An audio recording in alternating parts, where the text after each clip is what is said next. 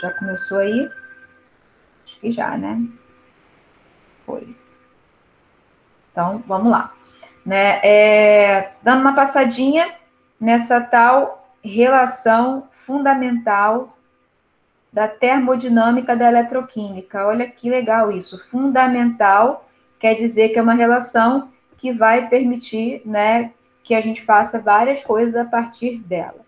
Né? Então, qual é o nosso sistema? Qual é o nosso interesse ao estudar a eletroquímica? Ao tentar, né, obter relações termodinâmicas para processos eletroquímicos. O nosso interesse é descrever, por exemplo, uma situação como essa, na qual uma carga Q se move espontaneamente do ponto 1 ao ponto 2, né? E se isso acontece de maneira espontânea, né? Acontece uma estabilização, uma liberação de energia, né? E a gente está considerando isso ocorrendo a T e P constantes. Isso aqui está representando um fio, um condutor, e representando, então, né, a migração, né, de uma carga de um ponto 1 para um ponto 2 a temperatura e pressão constante. No nosso caso, né, o modelo diz respeito, né, a elétrons fluindo por um fio de uma região a outra num processo a T e P constantes. Tudo a ver com o nosso objetivo,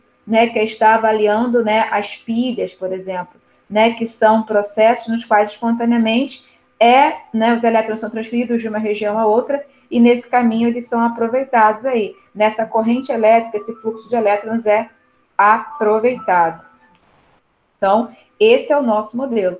Né? Pode ser demonstrado a partir da relação entre ΔG e trabalho, né? Uma relação que a gente viu lá em Físico-Química 1, né? E na ocasião, o nosso trabalho era um trabalho de reação química, a gente relacionou isso com potencial químico, enfim, né? Porém, a relação é genérica entre ΔG e trabalho, né? No caso aqui, a gente está pensando em trabalho elétrico, uma energia relacionada a essa transferência de carga e não uma transferência de massa. Então, a partir dessa relação e a partir da relação entre trabalho elétrico e diferença de potencial elétrico, vejam aqui, ó, eu tenho a migração do elétron do ponto 1 ao ponto 2, né? Se isso ocorre é porque o ponto 1 e o ponto 2 têm potenciais elétricos diferentes. Então, nesse processo existe uma quantidade de energia relacionada a essa variação de potencial elétrico e, da mesma maneira, essa quantidade de energia pode ser relacionada à variação da energia livre de Gibbs para o processo.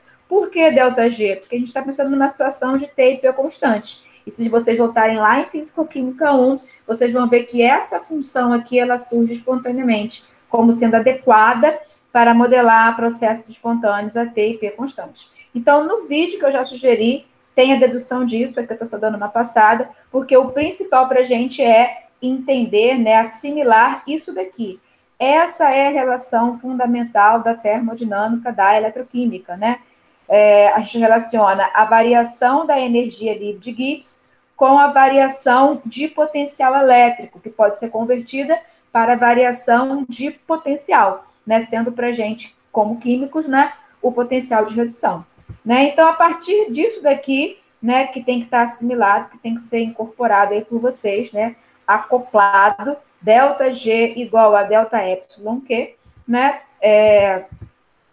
pela relação de Faraday, né, onde ele determinou que existe, né, um valor constante relacionado à razão da quantidade de carga e, né, do número de mols de carga. Né? Ele percebeu que a razão entre a quantidade de carga e o número de mols de carga dá sempre um número constante, chamado constante de Faraday. Né? Se eu penso nessa carga como a carga dos elétrons, que é uma carga negativa, né, eu tenho a constante de Faraday aparecendo como um menos Q sobre N, né, assumindo aí um valor negativo, né, pois essa carga, né, é uma carga negativa, pois os elétrons são espécies negativas, né, dotadas de carga negativa.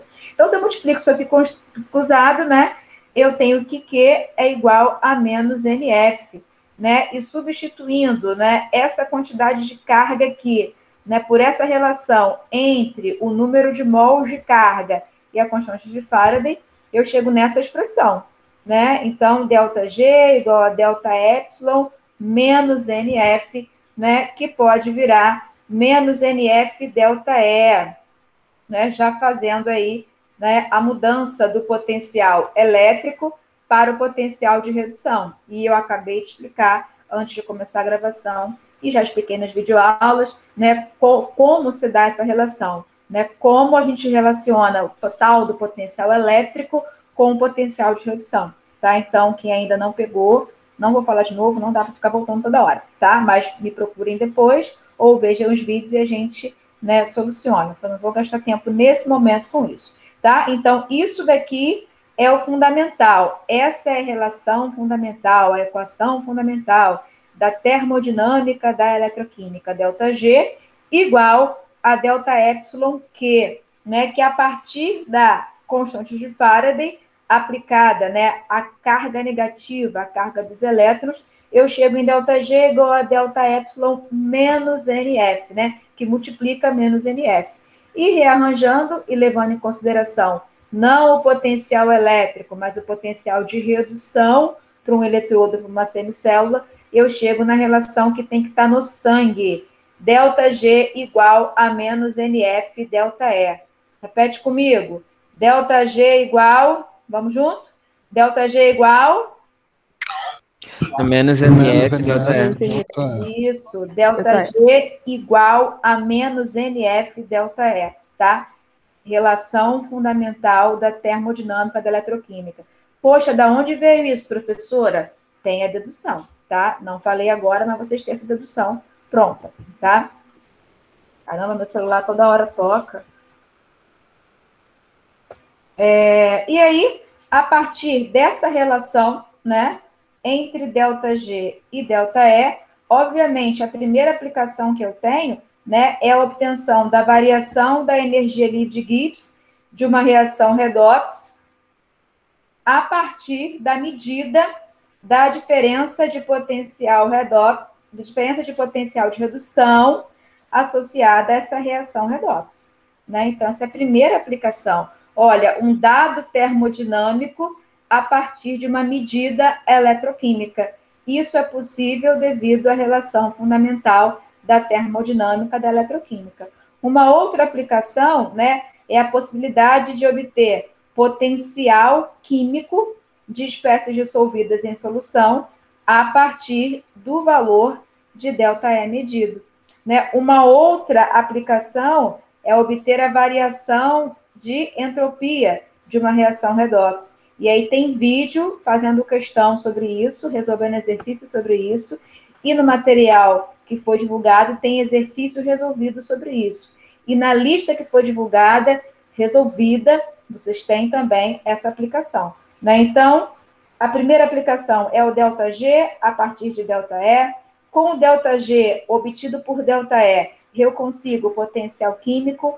Com a relação, né, existente entre ΔE, né, e potencial químico e ΔG, eu chego em ΔS. Se eu tenho ΔS e ΔG, eu posso ter ΔH, ou seja, eu começo a ser capaz de obter propriedades termodinâmicas a partir desse valor medido de diferença de potencial. E isso é a grande aplicação, né, da termodinâmica nos processos eletroquímicos.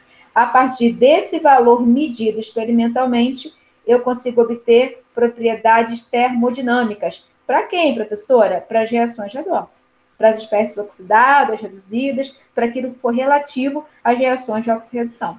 Tá? Então, vamos a um exemplo. Sejam as semi-reações a seguir, né? Então, eu tenho aqui, né, a redução dos íons de paládio 2, né, para a formação de paládio 0, né? E isso está destacado aqui para mim com um potencial padrão de redução 0,83. E tenho aqui a redução também do paládio, né, nesse complexo com cloreto, né, onde ele está aqui também com o estado de oxidação mais 2, né, indo ao estado de oxidação 0, mas aí se o processo é outro, obviamente o potencial é outro, tá? Então, importante, né, esses valores aqui, né, eles valem tanto para o processo de redução como de oxidação, como vocês sabem, né? Porém, quando eu escrevo uma reação e coloco o valor ao lado, né, a minha interpretação desse valor diz respeito à reação da esquerda para a direita. Então, esse valor, por mais que não tenha um índice aqui dizendo que é redução ou oxidação, Se está escrito ao lado dessa equação, por mais que ela esteja aqui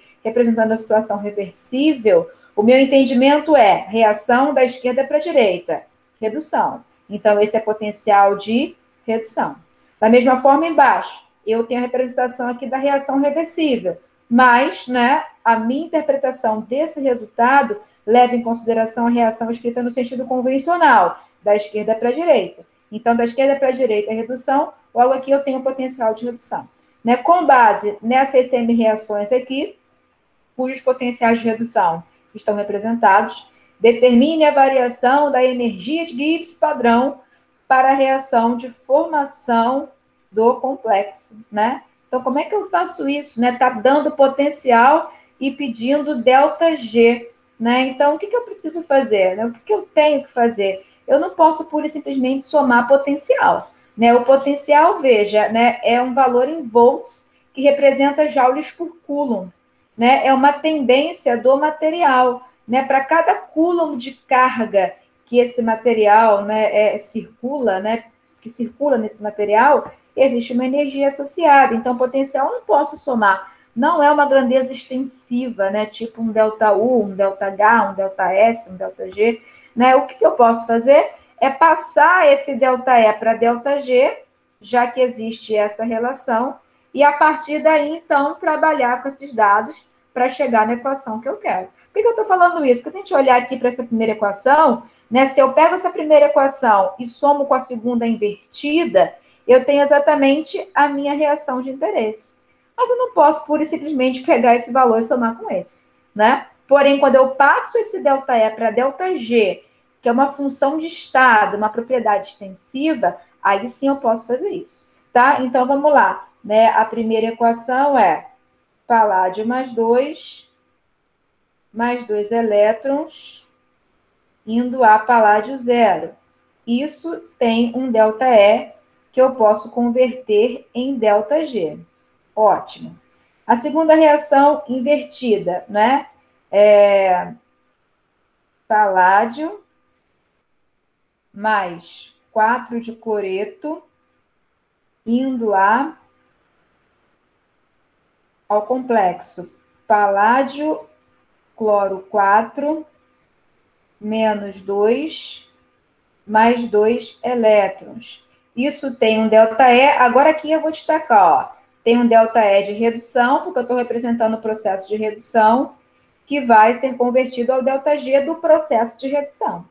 Na segunda linha, eu estou considerando o processo de oxidação, né? Então, isso tem um ΔE de oxidação, que vai ser convertido no ΔG de oxidação correspondente. Né? Com esses valores de ΔG, né? Esses valores, sim, podem ser somados para que eu tenha o valor de ΔG da reação que me interessa, que é justamente a que foi pedido, ó. 2 elétrons formados, 2 elétrons consumidos, né? Paládio formado, paládio consumido, e o meu processo global, então, é paládio mais 2, mais 4 de cloreto, indo ao complexo paládio cloro 4 menos 2, com um ΔG correspondente. Que ΔG, professora? A soma desse ΔG com esse, porque ΔGs podem ser somados. Agora aqui, atenção, ó, eu estou considerando a redução, né? Então, eu tenho que escrever aqui, ó, o 0,83, né? E na linha de baixo, estou considerando a oxidação. O que eu tenho que escrever? Menos 0,64, tá? Então, vamos fazer com calma. Cadê? Peraí. Paládio 2 mais 2 elétrons. Paládio. ΔE igual 0,83. Mais ΔG 0 igual a quê? Menos NF ΔE 0, né? ΔG 0 igual a menos... Quem é esse N? O número de mols de elétrons, né, envolvidos no processo que eu estou considerando. Nesse caso, ó, 2. A constante de Faraday, aproximadamente 96.400 coulombs por mol, 96.500 coulombs por mol. E o ΔE, 0,83. Né? Colocando as unidades, aqui é coulombs por mol, aqui é joules por coulomb, né? E aqui é mol, né? Então, vou ficar com ΔG em joules. Alguém pode fazer essa continha para mim aí? Dá para fazer no celular, sei lá? Se não der, a gente deixa como um X.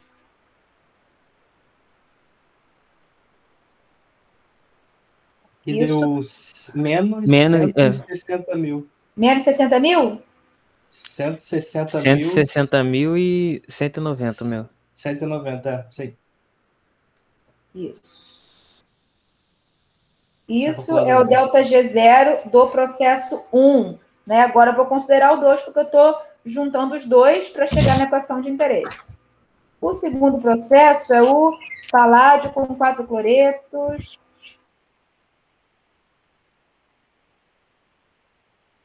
Ai, dando complexo.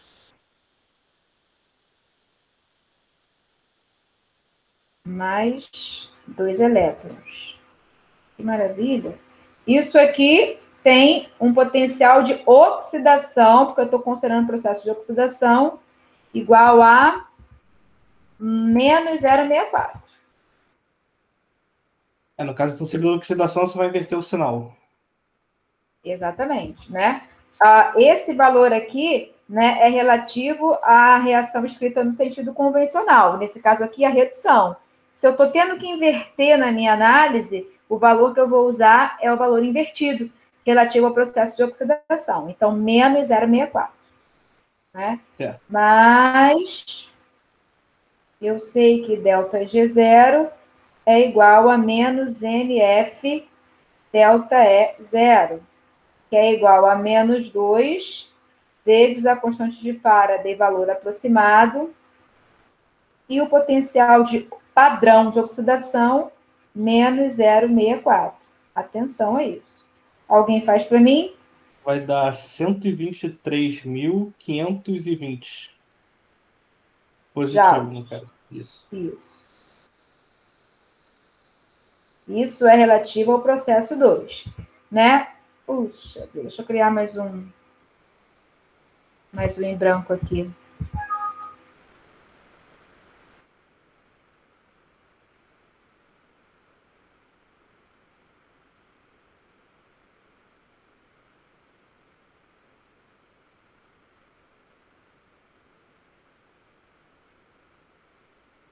Né? Logo, o processo que interessa a gente, que é paládio 2 com 4 cloretos, paládio mais 2 mais 4 cloretos para a formação do complexo. O ΔG desse processo é ΔG1 mais ΔG2, que é igual a menos 160.190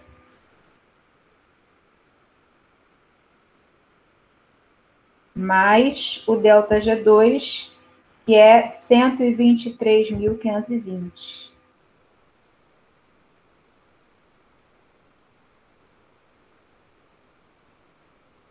E aí a gente vai ter um valor em joules. Faz para mim alguém? Menos alguma coisa, né?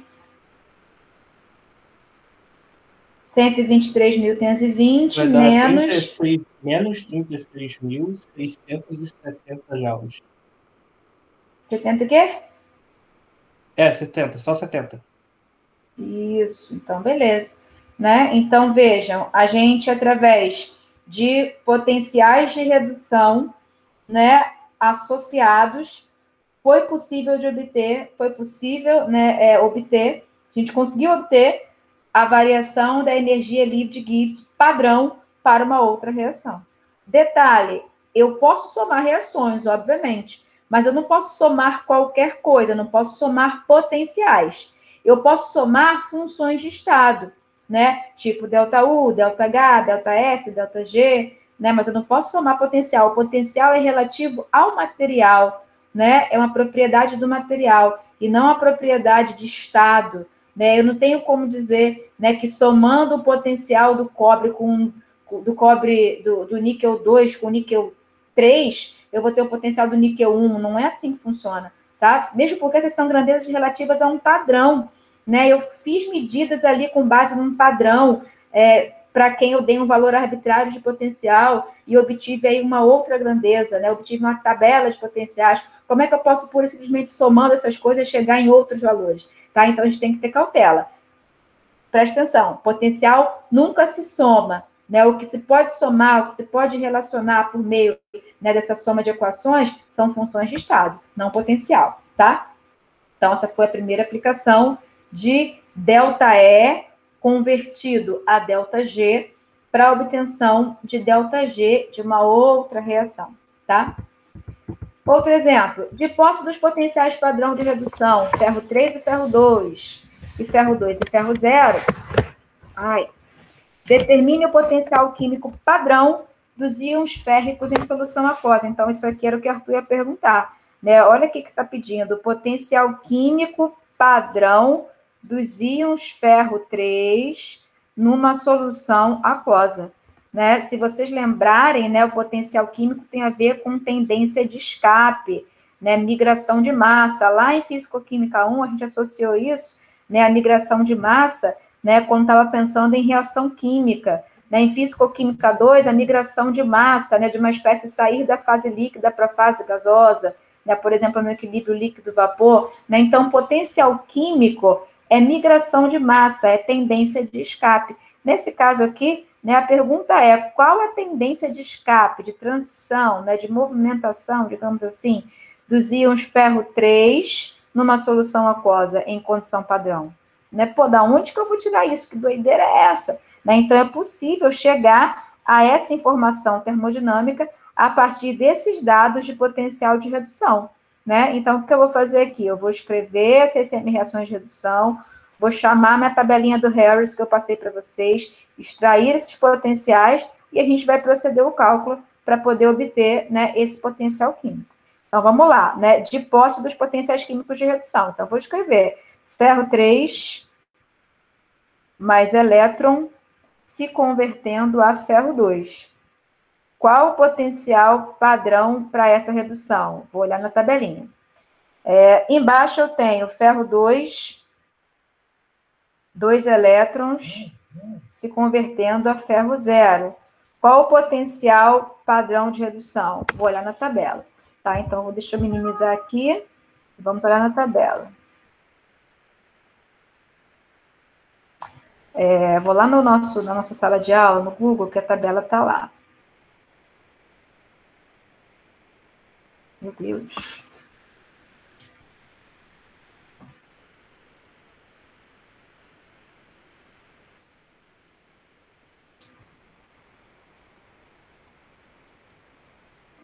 Físico-Química 3, licenciatura em Química. Foi na primeira aula que eu passei isso para vocês, ó. Revisão de Eletroquímica, Table of Standard Reduction Potential. Aqui. Então, nós vamos até o iron, né? E vamos coletar ferro 3, ferro 2, ferro 2, ferro 0. Aqui, ó. Por enquanto não, vamos mais embaixo. O ferro 2, ferro 0, já encontrei aqui, ó, menos 0,44. Grava aí, alguém para mim, ó. E aqui, ó, ferro 3, ferro 2, 0,77. Vejam aqui que eu tenho esses potenciais numa solução de ácido clorídrico normal, de uma solução de ácido perclórico, acho que é isso, né? Ou clórico, sei lá. A nomenclatura falhou aqui. Um formal é a mesma coisa que um normal, né? Um equivalente grama por litro. Ácido nítrico, um formal, enfim, né? O que importa para a gente é esse daqui que é o valor padrão, né? 0,771, tá? Então, 0,771 e menos 0,44. 0,771, grava aí, gente. 0,771, 0,771 0,771 e menos 0,44. Tá? Então, de posse dos potenciais padrão de redução, estão aqui ferro 3, ferro 2 e ferro 2, ferro 0. Determine o potencial químico padrão dos íons férricos em solução aquosa. O que eu posso fazer de cara aqui, ó, é trabalhar com essa segunda, convertendo esse ΔE em ΔG. Por que eu vou fazer isso? Porque se vocês lembrarem, potencial químico é definido como a variação da energia livre de Gibbs em função do número de mols, né?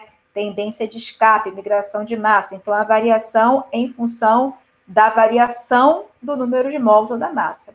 Isso daqui eu posso grosseiramente pensar como sendo G sobre N, o que vira para mim energia livre de Gibbs molar. Tá? Então, eu consigo relacionar ΔE com ΔG e ΔG com G molar, que é potencial químico. Então, vou trabalhar primeiro com essa segunda reação aqui, tá? Então, vou lá. Ferro 2, mais 2 elétrons, ferro 0, potencial padrão de redução, menos 0,44 volts, né? Mais ΔG0 igual a menos NF ΔE0, que é igual a menos 2 vezes 96.500 vezes menos 0,44. Faz alguém para mim, por favor.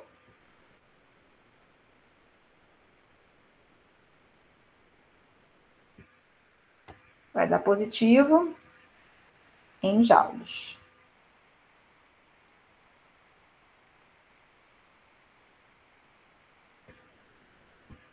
Então, enquanto vocês fazem, já vou procedendo com o cálculo. Mas... Professora, dá 84.920. Beleza. Mais ΔG0, né? Como qualquer delta, é G final menos G inicial. Concorda comigo, né? ΔG0 é G0 do ferro 0 menos G0 do ferro 2. Delta é delta, é final menos inicial. Existe uma relação entre esse ΔG e esse ΔE, ok. Mas o delta, é final menos inicial. Então, esse ΔG eu também posso escrever como o G0 do ferro menos o G0 do ferro 2.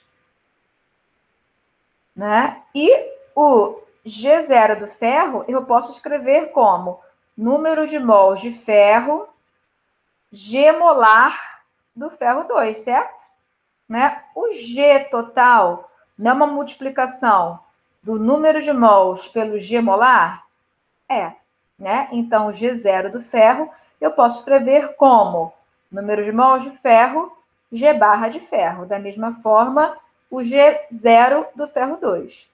Número de mols de ferro 2, G barra 0, né? Os zeros aqui, do ferro 2. G barra, a gente sabe que é potencial químico.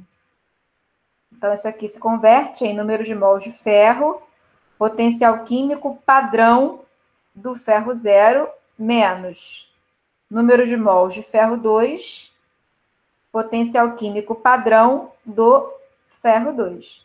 Pergunto a vocês, tendência de escape, né? Se eu tenho aqui um pedaço de ferro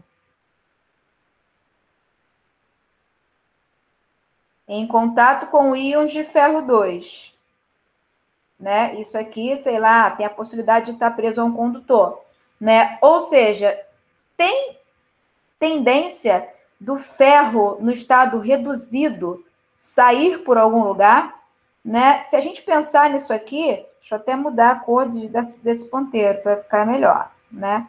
Se eu penso nisso daqui, que é a representação desse eletrodo de ferro 2, ferro 0, o que tem tendência de sair aqui, meu povo? Ou o elétron sai pelo condutor, e com isso os íons de ferro 2 vão em direção à solução, ou os elétrons entram pelo condutor e os íons de ferro 2 vão em direção ao condutor.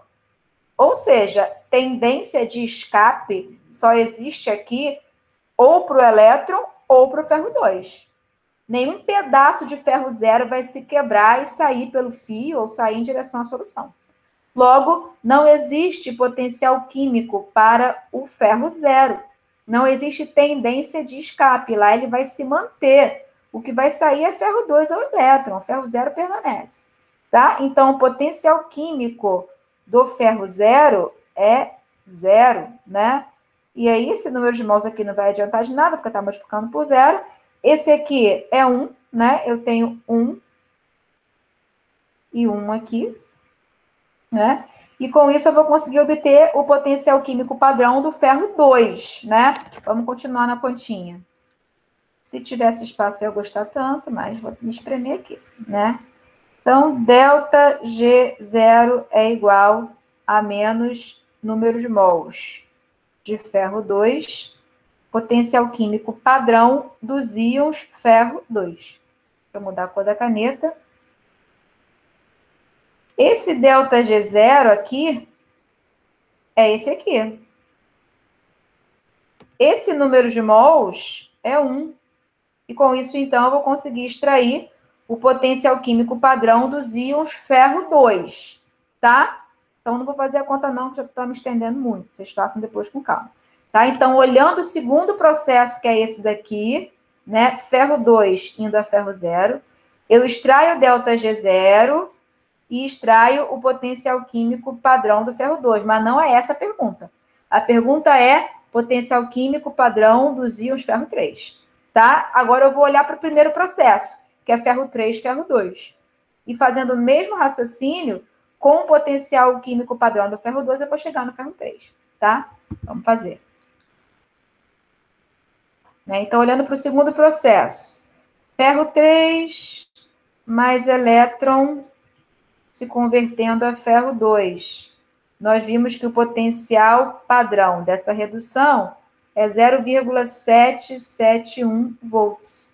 Mais delta G0, que eu consigo obter para esse processo a partir de delta E0, é menos 1 vezes 96.500 vezes 0,771.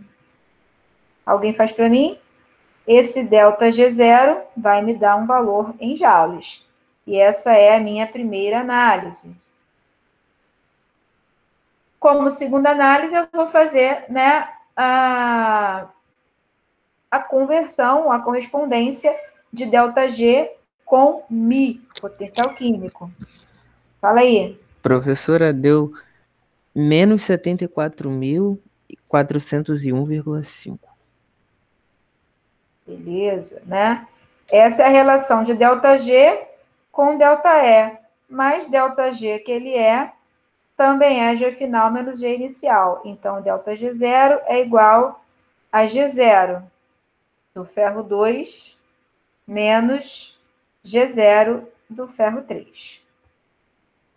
Delta G0 é igual número de mols G molar para o ferro 2 menos número de mols G molar para o ferro 3. Delta G0, que lindo, igual. Quem é G molar potencial químico? Então, isso aqui é a mesma coisa que número de mols, esqueço sempre do zero. Ó. Se é G0, é G barra 0. Se é G0, é G barra 0. Né? G barra 0 é Mi 0. Isso para os íons de ferro 2. E aqui eu tenho o número de mols Mi 0. Isso para os íons de ferro 3. Esse delta G0 é esse aqui. Eu já tenho o valor numérico. Esse N para o ferro 2 é 1. Só olhar para essa reação lá em cima. Ó. É 1 e 1. Esse potencial químico padrão para os íons de ferro 2, eu obtive anteriormente, né? Foi esse valor aqui, que a gente não calculou, mas já está engatilhado. né? Da mesma forma, esse N é 1 e me resta apenas o potencial químico padrão dos íons ferro 3 para calcular, tá? Então, vejam, a partir de potencial de redução padrão, eu converto em variação da energia livre de Gibbs padrão e consigo obter potencial químico padrão, tá? Então, isso que eu tinha perguntado antes, Arthur, no início. Com esse exemplo, deu para clarear um pouco? Deu sim, eu tinha até anotado essa fórmula aqui, que no vídeo você fala sobre a transformação de potencial químico nesse Mi. Aí agora elucidou bem que eu estava com dúvida, professora. Obrigado. Isso aqui que é fundamental. Lembrar que energia livre de Gibbs molar tem relação com potencial químico. Se for energia livre de Gibbs padrão molar, é potencial químico padrão, tá? Tem alguém querendo entrar na sala? Acho que não, né? Então, lá. Passando para potencial eletroquímico. A gente está falando de potencial químico, né? Nós vimos em Físico-Química 1, em Físico-Química 2, o potencial químico, que é a tendência de escape, né? Agora está se falando num tal potencial eletroquímico, né? Então, o nome muda e o símbolo muda. Esse recebe um tiozinho em cima, né? Para poder levar em consideração a tendência de escape relacionada à massa, mas também relacionada à carga, né? Então, essa grandeza aqui, né, vai ser associada à tendência de escape de elétrons e à tendência de escape de cátions, né, ou ânions, né, ou ânions, espécies carregadas de uma maneira geral. Né? Se eu penso numa semicélula ou num eletrodo, eu tenho sempre saindo, né, pelo condutor o elétron, ou então chegando pelo condutor, e eu tenho sempre chegando, né, na superfície metálica ou no condutor, né, uma espécie positiva, né, ou uma espécie negativa, se eu pensar na eletrólise. Né? Na eletrólise, quando eu tenho lá o terminal positivo conectado ao eletrodo, o que vai acontecer? Né, vai acontecer saída de elétrons, né? E isso pode se dar com o ânion chegando aqui, entregando esse elétron que passa pela fonte e vai para outro lugar, tá? Então, assim, nessa tendência de escape de espécies carregadas tem a ver, né, com elétrons e com espécies carregadas, cátions ou ânions. É claro que a gente fica mais focado no cátion, porque pensa justamente nessa saída do elétron que está acompanhada pela saída do cátion em direção à solução, tá? Então, esse potencial eletroquímico, Mi com um tiozinho, é a tendência de escape de espécies carregadas, elétrons e íons em um condutor, né? Então, tem também no material que eu mandei para vocês a dedução dessas expressões, né? Aqui faltou o tio, né? Essas expressões foram obtidas, né, em função do potencial elétrico que a gente converte diretamente para potencial de redução, porque a relação é direta, né? Então, vejam aqui, essa tendência de escape dos elétrons, né, ela é igual a menos F delta E, né? E a tendência de escape dos íons, né, é Z vezes F delta E. Vamos dar uma olhadinha nessa tendência de escape dos elétrons, levando em consideração esses dois exemplos aqui. Então, a gente tem aqui a representação, né, do magnésio e do cobre, os dois polarizados, né? Então, eu falei sobre isso, né? O que significa esse termo polarizado? Quando esse equilíbrio já se estabeleceu, né? Se eu coloco esse pedaço de magnésio em água, a princípio só tem o magnésio e a água, mas ao longo do tempo, íons de magnésio vão para a água e deixam essa superfície carregada de elétrons, até que esse equilíbrio se estabelece. Então, acontece ali um máximo de carga que fica depositado na superfície, né? Esse máximo de carga diz respeito ao tal potencial, que tem tudo a ver com o potencial de redução. Vamos pensar nos elétrons saindo por um fio, né, dessa placa de magnésio, ou saindo por um fio desse cobre, a partir, né, dessa superfície de cobre. Né? Essa tendência de escape dos elétrons, né, conforme a gente viu aqui nessa expressão, ela é proporcional a esse potencial do magnésio ou potencial de redução dos íons de magnésio. Vamos pensar assim, porque como químicos, a gente está pensando sempre nos potenciais de redução, né? Não nos potenciais elétricos. Então, a tendência de escape dos elétrons é menos F delta E. Vamos escrever isso aqui por magnésio, né? Então, o potencial eletroquímico dos elétrons é igual a menos F menos 236. O potencial eletroquímico dos elétrons, aonde, professora? Nesse condutor de magnésio, né? Saindo desse magnésio. É 236F. Né? Não estou botando unidade, estou botando nada, né? Só o valor para a gente fazer uma comparação. Já para o cobre, o potencial eletroquímico dos elétrons é igual a menos 0,34F. O que a gente observa aqui? Né? Existe mais tendência dos elétrons saírem do magnésio do que saírem do cobre. Né? E isso a gente sabe. Né? O cobre é mais nobre que o magnésio. Então, vejam, essa expressão aqui, por mais doida que pareça, nossa, que teoria doida, pô, dedução meio, não é difícil, mas meio chatinha de entender, enfim, gerou uma equação que faz sentido, né? Porque olhando isso, aplicando ela, essas duas situações, a gente gera um resultado, né, coerente. A gente sabe muito bem que o magnésio tende a se oxidar muito mais que o cobre. Essa tendência de oxidação pode ser relacionada aí com a tendência de escape dos elétrons, né? Que é justamente esse potencial eletroquímico dos elétrons. Aplicando essa formulinha, a gente chega aqui que para o magnésio, né, essa tendência é 2,36 Faraday, constante de Faraday, e para o cobre, menos 0,34 constante de Faraday. Né? Então, maior tendência de escape dos elétrons do magnésio, né, menor potencial de redução, menor potencial elétrico, tudo casando. Né? As grandezas todas são diferentes entre si, mas, né, tem todos caminhar no mesmo sentido. Tá? Então, o potencial eletroquímico é importante para a gente, né, porque ele entra lá, né, na obtenção da equação de Nernst, né, que às vezes a gente usa e nem entende muito, né, da onde ela vem, o sentido dos termos, então vou tentar explicar brevemente para vocês aqui agora, tá?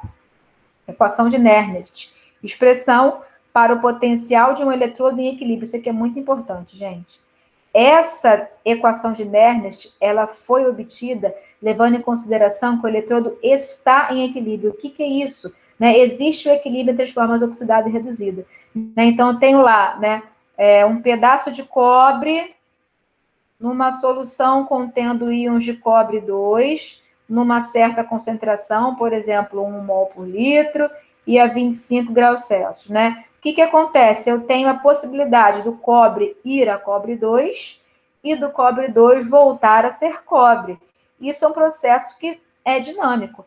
A princípio, ele não está em equilíbrio, né? A polarização não aconteceu, digamos assim, né? Mas chega uma hora que o equilíbrio se estabelece. Então, levando em consideração esse equilíbrio, foi desenvolvido um formalismo matemático que chegou numa equação, que é a equação de Nernst. Então, essa equação, ela descreve, né, ela nos permite estimar o potencial de um eletrodo em equilíbrio, né, em qualquer condição de temperatura, pressão e concentração.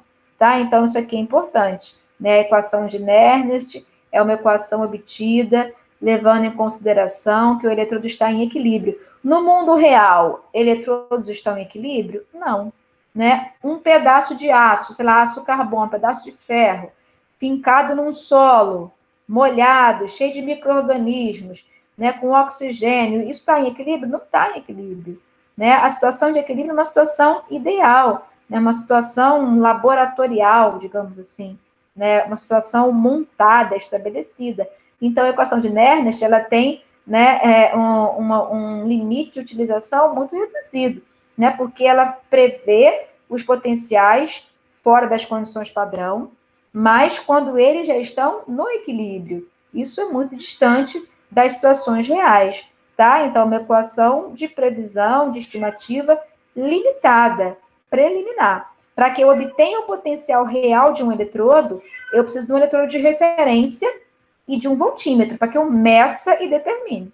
Não adianta eu fazer continha com a equação de Nernst, porque a equação de Nernst é a situação ideal. E no campo, o eletrodo não está nunca em equilíbrio, tá? Então, mas vamos ver. Isso não desmerece a equação de Nernst, assim como a equação dos gases ideais também não é desmerecida, mas precisamos entender, né, em que condição ela se aplica, tá?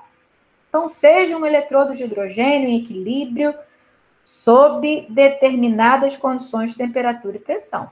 Então, estamos aqui, né, com o nosso tubo invertido, com saída lateral, hidrogênio em contato com o fio de platina, uma solução ácida. Então, nós temos aqui, né, a forma reduzida em contato com a forma oxidada e a possibilidade de interconversão entre elas por meio de um condutor. Isso define um eletrodo. E aí, na superfície desse eletrodo, né, na superfície de platina, pode se estabelecer esse equilíbrio. 2H+, com 2 elétrons, em equilíbrio com hidrogênio. Para essa condição de equilíbrio ideal, né, estabelecida na superfície da platina, a gente pode, né, aplicar a equação fundamental do equilíbrio. Né? Então, isso aqui não se aplica só à reação em fase gasosa, em fase aquosa, qualquer reação. Né? Quando a gente estuda equilíbrio químico lá em Físico-Química 1, eu destaco para vocês. Isso é para qualquer equilíbrio. É para reação de complexação, é para reação de hidrólise, é para uma reação redox, equilíbrio é equilíbrio. Tá? Então, para essa reação aqui, né, que eu fiz esse destaque, estou fazendo esse destaque, né, aplicando, né, a equação fundamental do equilíbrio, né, levando em consideração o elétron como uma espécie participante desse equilíbrio, eu tenho lá, né, que o somatório de Mi e Ni igual a zero. Né? Esse Mi é o potencial químico, esse Ni, né, é o coeficiente estequiométrico. Então, vou aplicar. Né? Potencial químico do H+, coeficiente estequiométrico do H+, mais potencial eletroquímico do elétron, coeficiente estequiométrico do elétron, mais potencial químico do hidrogênio, coeficiente estequiométrico do hidrogênio, igual a zero. E aqui, né, por isso que eu falei antes do potencial eletroquímico, né, porque para o elétron, né, a tendência de escape é admitida, né, como sendo apenas o potencial eletroquímico, né, ou seja, uma gradiente leva em consideração apenas a carga e não a massa. Né? Então, nós temos aqui, dentro do potencial eletroquímico do elétron, aquela equação para substituir, né? Menos F delta E. Então, vamos lá. Para os íons de hidrogênio, está aqui a expressão do potencial químico. Isso aí tem que lembrar, de Físico-Química 1, Físico-Química 2, né? Então, potencial químico é M0 mais RT-LN da atividade, né? Isso para uma espécie dissolvida. O coeficiente estequiométrico está aqui, menos 2. Potencial eletroquímico do elétron está aqui, ó, menos F delta E. O coeficiente estequiométrico está aqui, menos 2, ó. Menos 2, mais 1. Né? A questão do menos e do mais é uma convenção de sinais para estabelecer, né, o sentido que a gente está considerando. Né? H+ e elétron, reagentes, então, coeficientes negativos, e hidrogênio, produto, coeficiente positivo, por mais que esteja considerando um equilíbrio, né? Tem um sentido convencional escrito da reação. Potencial químico do hidrogênio está aqui, né? Mi0 mais RT-LN de F, né? Fugacidade e atividade, coeficiente estequiométrico mais 1. Né? E aí, reescrevendo tudo isso, né? Acho que está também no PDF que eu mandei, né? É possível chegar numa equação com esse formato aqui, né? Onde nós temos o ΔE do H+ a hidrogênio na superfície de platina, relacionado ao ΔE0, relacionado à fugacidade do hidrogênio e da atividade dos íons H+, né, a temperatura, e levando em consideração esse 2 aqui, né, que 2 é esse? Né, se eu olho para cá, é justamente o coeficiente estequiométrico dos elétrons, que a gente costuma chamar de número de mols, de N, mas o ideal é tratar com um símbolo diferente. N, número de mols, pode ser qualquer valor, eu que defino. Agora, o coeficiente estequiométrico não é qualquer valor, né? É a proporção da reação. Ou seja, é possível chegar, né, numa equação que relaciona o potencial do eletrodo em qualquer condição de temperatura e de pressão, né? Está aqui dentro da fugacidade no Q. Mas essa equação está limitada a considerar o eletrodo em equilíbrio, tá? Então, esse N já tinha dito, número de elétrons envolvidos na reação do eletrodo. Tá? Então, o que é a equação de Nernst? Uma equação obtida considerando-se um eletrodo em equilíbrio, que permite relacionar o potencial do eletrodo a qualquer condição de temperatura, pressão e concentração. Eu posso utilizar essa equação para estimar um potencial na natureza? Posso, mas vai ser uma estimativa pobre, porque na situação real, no mundo real, os eletrodos não estão em equilíbrio, né? Para que eu determine o potencial real, eu preciso medir, e eu meço usando o eletrodo de referência. Eu tenho lá a minha estaca de ferro no solo, né? Pego lá um eletrodo de referência, de potencial conhecido, coloco o voltímetro na minha estaca, coloco o voltímetro no eletrodo de referência e meço, né? A diferença de potencial vai dar para relacionar com o valor constante da referência e com o valor do potencial real no campo, né? Que não é um potencial de equilíbrio dado pela equação de Nernst, tá bom? Exemplo, seja o eletrodo de sulfato de chumbo, sulfato de chumbo, cujo potencial padrão de redução vale menos 0,356 volts. Supondo que o eletrodo em questão funcione como catodo e que o eletrodo padrão de hidrogênio funcione como anodo, a diferença de potencial entre eles valerá menos 0,245. Vejam isso. Supondo, se eu considerar que ele é o catodo e o EPH é anodo, o valor medido será menos 0,245. Com base nesses resultados, determine a atividade dos íons sulfato nessa pilha. Né? Então, o que eu vou fazer? Né? Eu primeiro vou levar em consideração esse valor que ele pediu para eu supor, né? Que a questão pediu para supor, e depois eu vejo o que eu faço. Né?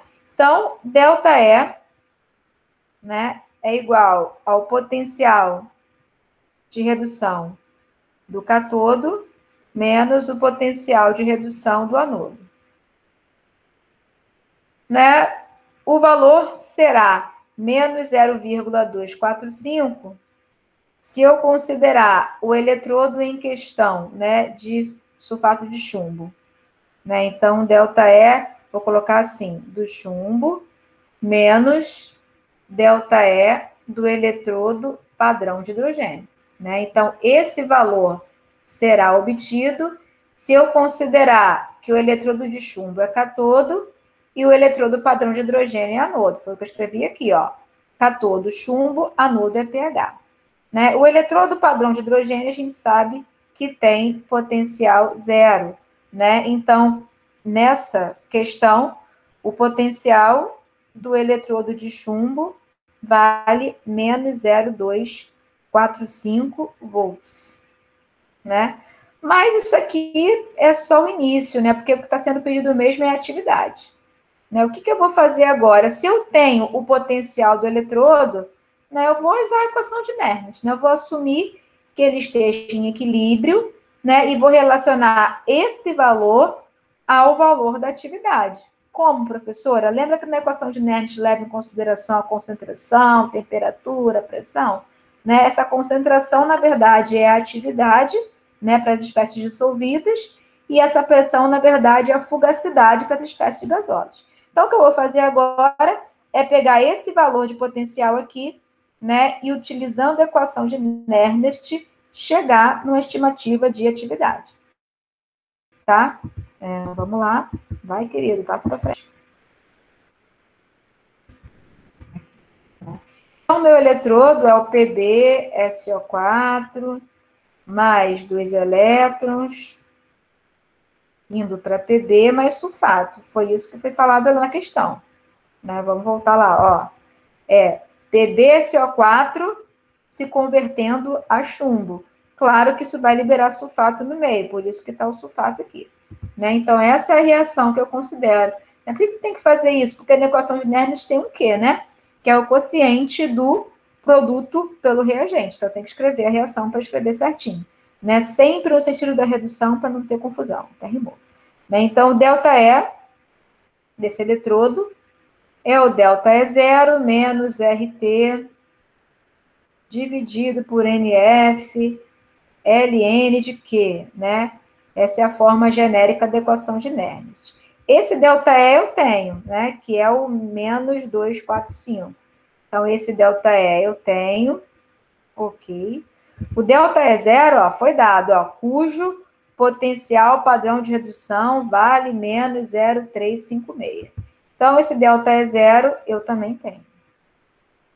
R, eu sei, a constante dos gases na unidade apropriada. A temperatura foi dada, vamos ver aqui, né? Não foi falado nada, né? Então, vou assumir temperatura padrão 298. Então, R e T são conhecidos para mim. Quem é o N? 2. Quem é F? Também é conhecida para mim. Vamos abrir esse Q para ver aonde que a atividade entra, né? Então, vou substituir agora os valores. O ΔE é menos 0,245. Menos 0,245 igual. O ΔE0 menos 0,356. Menos 0,356 menos o R, 8,314. Temperatura em Kelvin aproximada, não foi falado nada, vou assumir 25, 298. O N é 2. Constante de Faraday aproximada, 96.500. Ln, quem é esse Q? Ó, vou mudar a cor da caneta. Professora, a senhora vai migrar de sala ou vai continuar essa daqui? Vou migrar, porque já acabou? Acabou, né? Mas vai acabar certinho, beleza. Vou migrar. Tá bom. Vou avisar lá no grupo.